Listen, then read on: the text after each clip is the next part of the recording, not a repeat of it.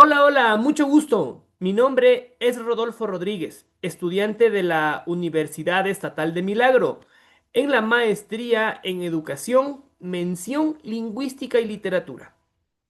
Este es mi trabajo de fin de módulo, en el cual voy a analizar y explicar algunos temas referentes al discurso. Acompáñenme, por favor. Voy a compartir pantalla y vamos a hablar justamente del discurso. El discurso, al igual que el texto, ha sido objeto de numerosos estudios. Varias perspectivas teóricas los han analizado. El doctor Tanius Karam, en una investigación publicada en el 2005 llamada Una introducción al análisis y estudio del discurso, afirma justamente que la palabra discurso suele ser entendida como texto. Greimas podría analizar al discurso desde la construcción misma de él. Por su parte, el formalista ruso Roman Jakobson plantea que el discurso es un modelo de comunicación. Y basándonos en este modelo de comunicación que plantea Roman Jakobson, decimos que los elementos justamente del discurso son el emisor. El emisor es quien genera, habla, dice algo, menciona, refiere algo, ¿no es cierto? Ese algo es conocido como el mensaje. Lo que crea el emisor es un mensaje. Para que exista comunicación entre el emisor, lo que crea que es el mensaje, necesitamos un receptor. ¿No es cierto? Entonces, otro elemento para que exista este proceso de comunicación, necesitamos un canal. Jacobson dice que el canal puede ser es el medio. Entonces, podemos transmitir de forma oral o de forma escrita. ¿No es cierto? El código hace referencia al idioma o lenguaje, ¿no es cierto? En este caso estamos utilizando un lenguaje, estamos hablando en español. Y finalmente, el que completa estos seis elementos de la comunicación de Roman Jakobson es el contexto. El contexto hace referencia a la situación comunicativa en la cual estamos desarrollando nuestro discurso. Posteriormente, este contexto va a ser estudiado por una rama de la lingüística que es conocida como pragmática y que más adelante explicaremos. Los componentes del discurso o de todo texto son tres. El primero, la coherencia.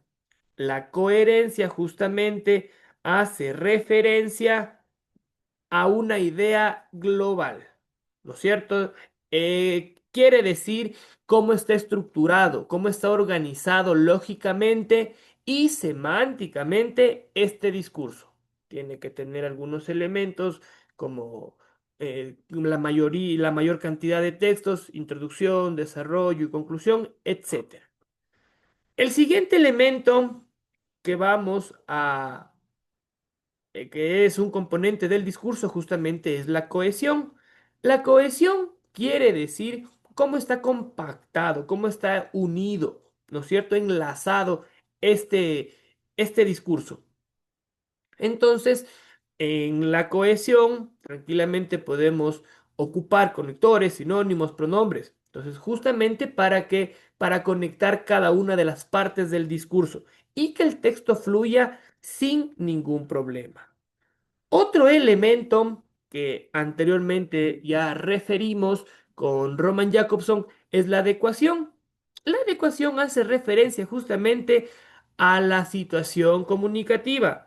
El tema que estamos hablando, quién es el emisor, quién es el receptor, ya que no ya que nos comunicamos de una manera diferente cuando estamos dentro de una institución educativa, cuando nos comunicamos con un profesor, que cuando estamos en un lugar más cercano a nosotros, que es nuestra casa. Entonces, la adecuación hace referencia a la situación comunicativa. Lo que dijo Roman Jakobson en el contexto y que posteriormente será estudiado por una rama de la lingüística que es la pragmática. Entonces, es importante desarrollar prácticas relacionadas al discurso en los estudiantes por una sencilla razón. Desarrolla el pensamiento. ¿Qué queremos decir con esto? El discurso, la creación o análisis del discurso justamente eh, plantea en el estudiante elementos que le permiten desarrollar el pensamiento, ¿no es cierto? Realmente entender cómo funciona nuestro entorno. Algunas, em, algunos elementos claves o actividades que podemos justamente desarrollar con los estudiantes es el análisis, creación de discursos, ¿no es cierto? Junto con los estudiantes podemos pedirles, solicitarles que ellos creen un discurso de alguna problemática social, ¿no es cierto? Entonces, justamente al momento ellos de evidenciar una situación anómala o un problema que está en su entorno, ellos van a tratar de convencernos o persuadirnos de esa situación. Entonces, en la creación de discursos persuasivos es importante. Podemos, otra actividad que se puede desarrollar dentro de la hora de clase justamente es el análisis de texto. Planteamos un texto con los estudiantes y lo leemos y empezamos a analizarlo, cómo está estructurado este discurso, ¿no es cierto? Los elementos de la comunicación, etcétera. Podemos analizarlo desde el punto de vista de Greimas, desde el punto de vista de Jacobson, etcétera. Entonces, el análisis de texto al estudiante le permite desarrollar justamente elementos como anteriormente ya habíamos planteado, ¿no es cierto? Ver cómo está la coherencia, ver cómo está la cohesión, en qué contexto o en qué situación comunicativa nos están transmitiendo este discurso. Sí, estas actividades son importantes planificarlas, ya que como dijimos con anterioridad, desarrolla habilidades comunicativas, desarrolla el pensamiento y al desarrollar el pensamiento estamos desarrollando justamente habilidades comunicativas. La pragmática y la retórica son dos ramas de la lingüística que nos ayudan justamente a fortalecer estas habilidades comunicativas. La pragmática se la entiende o es una parte de la lingüística que estudia la situación comunicativa real, ¿no es cierto? Y la retórica es la parte de la lingüística que estudia el cómo se dice. Recuerden, la retórica, la finalidad de la retórica es convencer. Entonces, la retórica se centra, su estudio se centra en el cómo vamos a decir ese mensaje, vamos a transmitir el mensaje para convencer a la persona a la cual estamos transmitiendo el mensaje. ¿Sí? Hay algunos elementos dentro de este nuevas tendencias educativas, la era de la información.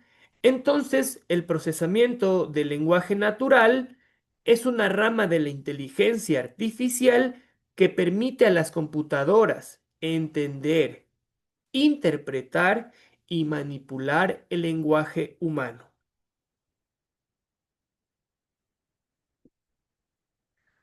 Su uso o usarla dentro del aula puede ser beneficioso. Sin embargo, también presenta desafíos y desventajas. Algunas ventajas que encontramos en este procesamiento del lenguaje natural o en sus siglas NLP es que nos permite analizar gran cantidad de información. Analizamos información a gran escala, ¿no es cierto? Esto es importante. Visualizar datos. Encontramos algunas plataformas ya muy modernas como este programa que se llama Workload. Es una herramienta de análisis de sentimiento. En esta aplicación que les menciono, que se llama Workload, permite al estudiante comprender o asimilar de forma visual las palabras claves o el tono que predomina en un texto o discurso. Esta visualización de datos podría facilitar la comprensión del mismo. Otra ventaja que encontramos dentro de este procesamiento del lenguaje natural es la objetividad. Ofrece una perspectiva más objetiva sobre las características del texto.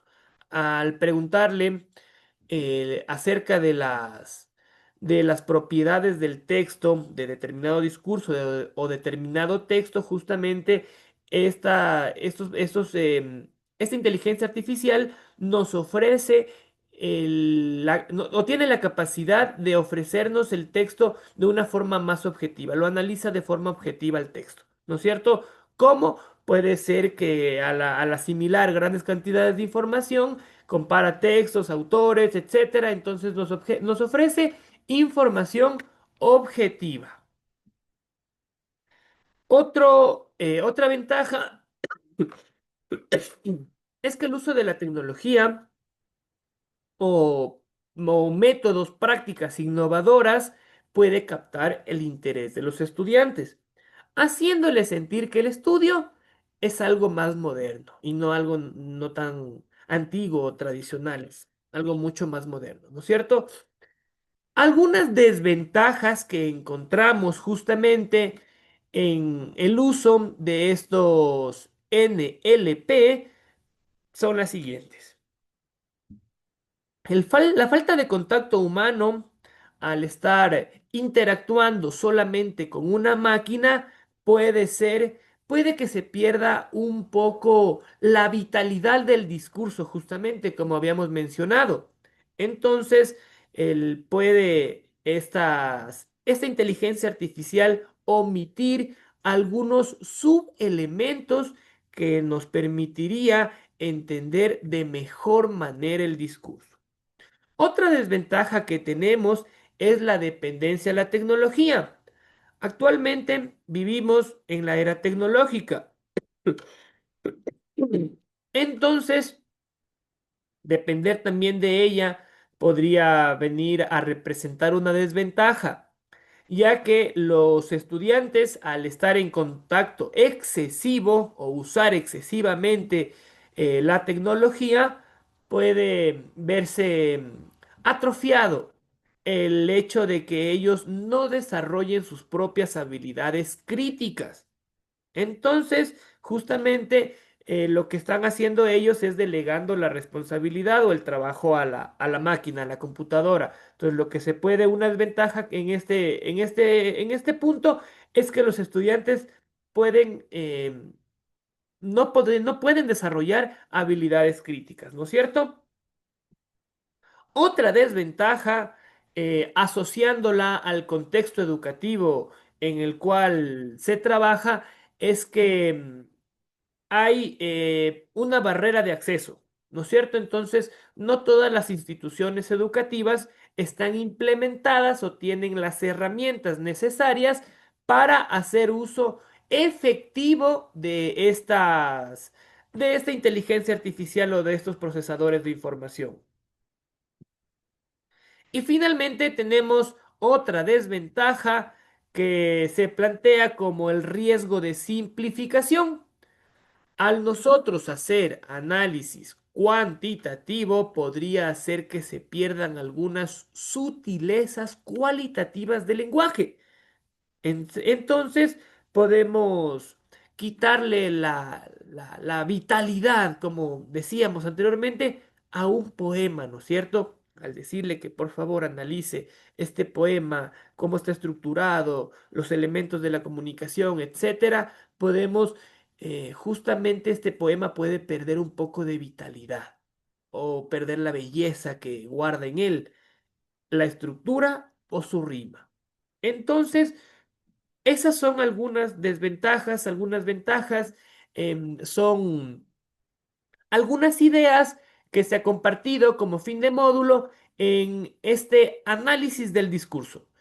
Les agradezco mucho por la atención prestada, les mando un fuerte abrazo y nos volveremos a ver en otra ocasión. Muchísimas gracias. Adiós.